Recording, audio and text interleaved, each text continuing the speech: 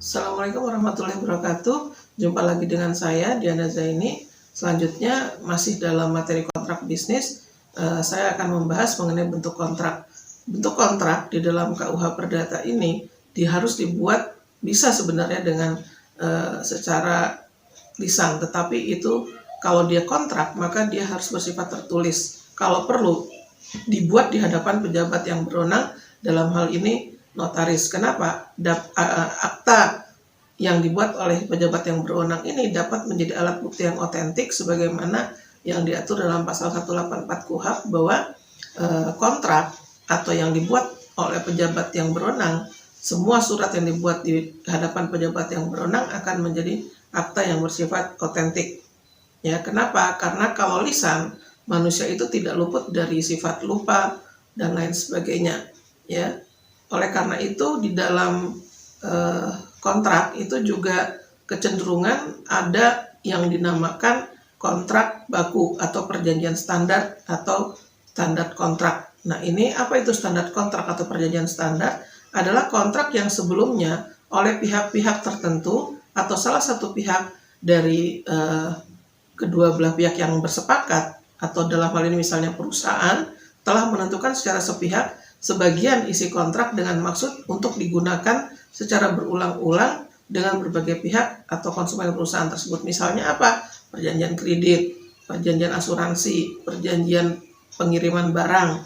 Ya, ini semua bukan dikatakan perjanjian sepihak, tapi pasal-pasalnya atau klausul-klausulnya sudah ditentukan oleh salah satu pihak. Makanya standar kontrak atau perjanjian standar ini sering dikatakan leave it or take it or leave it. Artinya kalau memang setuju saudara, maksudnya di sini ditandatangani oleh pihak-pihak tersebut, dan kalau tidak setuju silahkan ditinggalkan.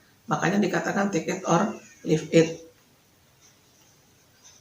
Dalam kontrak baku atau perjanjian standar tersebut biasanya sebagian besar isinya sudah ditetapkan oleh perusahaan yang tidak membuka kemungkinan untuk dinegosiasikan lagi, dan sebagian lagi sengaja dikosongkan untuk memberikan kesempatan negosiasi kepada pihak konsumen yang baru diisi setelah diperoleh kesepakatan. Sama seperti perjanjian kredit, misalnya kayak bunga bank, kemudian provisi, itu semua sudah baku ya. Yang dinegosiasikan lagi biasanya mungkin plafon besarnya, plafon pinjaman ya, akan disesuaikan dengan jaminan biasanya 60% dari harga jaminan itu boleh untuk digunakan sebagai plafon pinjaman. Makanya perusahaan-perusahaan yang lazim menggunakan kontrak baku ini tadi saya katakan lembaga perbankan, perusahaan asuransi, lembaga pembiayaan, kemudian perjanjian pengangkutan barang dan lain sebagainya ya. Tadi yang saya katakan itu adalah prinsipnya take it or leave it. Oleh karena itu, apabila para pihak telah menandatangani perjanjian tersebut, maka secara hukum para pihak tersebut sudah dianggap sah, menyetujui atau menyepakati isi dari perjanjian tersebut.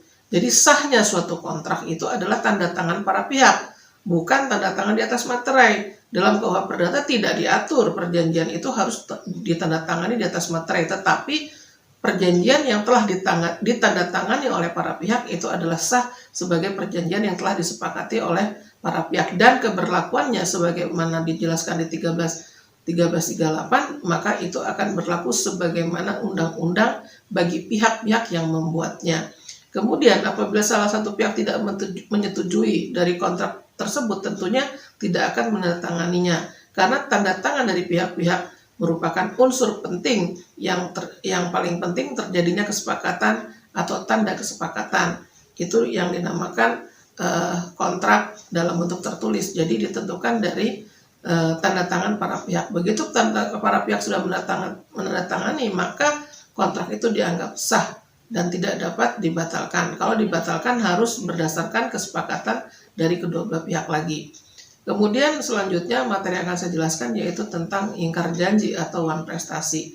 Wan prestasi atau ingkar janji berarti tidak melaksanakan isi kontrak atau perjanjian, padahal pihak-pihak sebelumnya telah sepakat untuk melaksanakan perjanjian.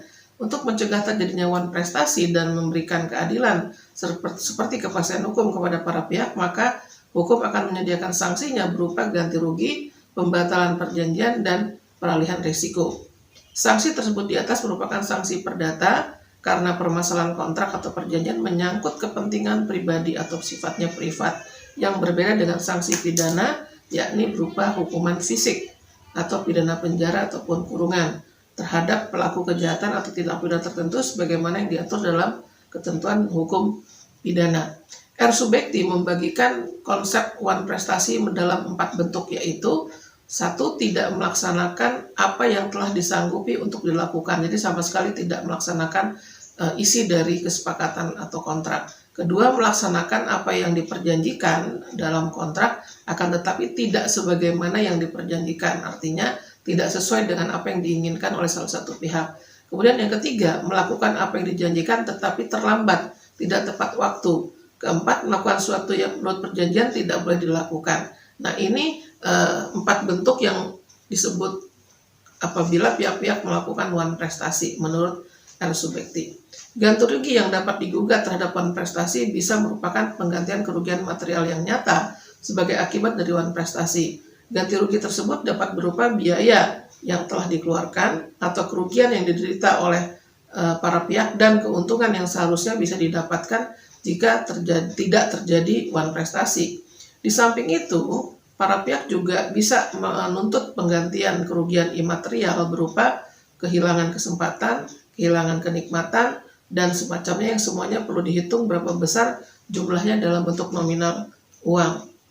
Sekarang kita masuk ke materi mengenai penyusunan kontrak. Penyusunan kontrak ini perlu diperhatikan dengan baik dan harus didasarkan pada unsur prinsip kehati-hatian. Kenapa? Karena ini akan menyangkut kesepakatan yang dibuat oleh para pihak dalam isi perjanjian atau isi kontrak. Nah, adapun tahap-tahap pembuatan kontrak bisnis adalah sebagai berikut. Yang pertama, adanya tahap prakontrak. Di situ di dalamnya ada unsur negosiasi, kemudian pembuatan MOU atau Memorandum of Understanding, kemudian yang berikutnya studi kelayakan dan negosiasi lanjutan. Yang kedua bentuknya adalah kontrak. Kontrak di sini adalah mulai dari penulisan naskah awal atau draft kontrak, kemudian perbaikan draft, kemudian penulisan draft akhir yang sudah final, baru kemudian penandatanganan oleh para pihak. Kemudian pasca kontrak. Pasca kontrak ini adalah pelaksanaan setelah dilaksanakannya kontrak, kemudian penafsiran suatu kontrak, dan apabila terjadi dispute atau sengketa maka ada penyelesaian sengketa atau dispute settlement.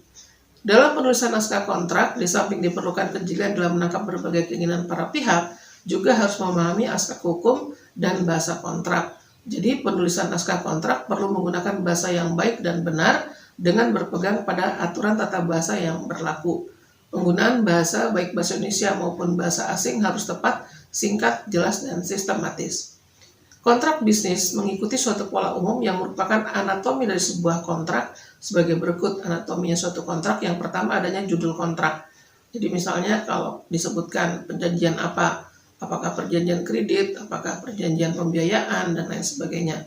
Kemudian di dalamnya ada pembukaan. Pembukaan ini biasanya kalau dalam kontrak yang dibuat oleh notaris biasanya disebutkan hadir di hadapan saya notaris siapa, kemudian disebutkan yang ketiga pihak-pihaknya siapa yang mewakili perusahaan atau untuk diri sendiri. Kemudian yang keempat, resital, latar belakang dibuatnya kesepakatan, mungkin karena sepakat untuk ngapain, untuk melakukan suatu kontrak itu dalam hal tujuannya apa atau maksud dan tujuannya apa, kemudian isi atau pasal-pasal isi dari pasal-pasal kontrak, dan penutupan. Penutupan ini biasanya menentukan domisili hukum apabila terjadi dispute, akan menggunakan litigasi atau menggunakan non-litigasi penyelesaian sengketanya. Ya, apabila terjadi sengketa berkaitan dengan pelaksanaan kontrak tersebut, maka para pihak bisa memilih, saya katakan tadi, bisa memilih untuk menyelesaikannya secara litigasi atau non-litigasi. Para pihak atas dasar kesepakatan bebas untuk memilih cara penyelesaian sengketa yang ingin ditempuh, yang ingin dilakukan, karena hubungan kontrak merupakan hubungan privat atau keperdataan yang bersifat kepentingan pribadi. Demikian yang bisa saya paparkan mengenai kontrak bisnis. Nanti selanjutnya akan kita masuk ke materi berikutnya. Assalamualaikum warahmatullahi wabarakatuh.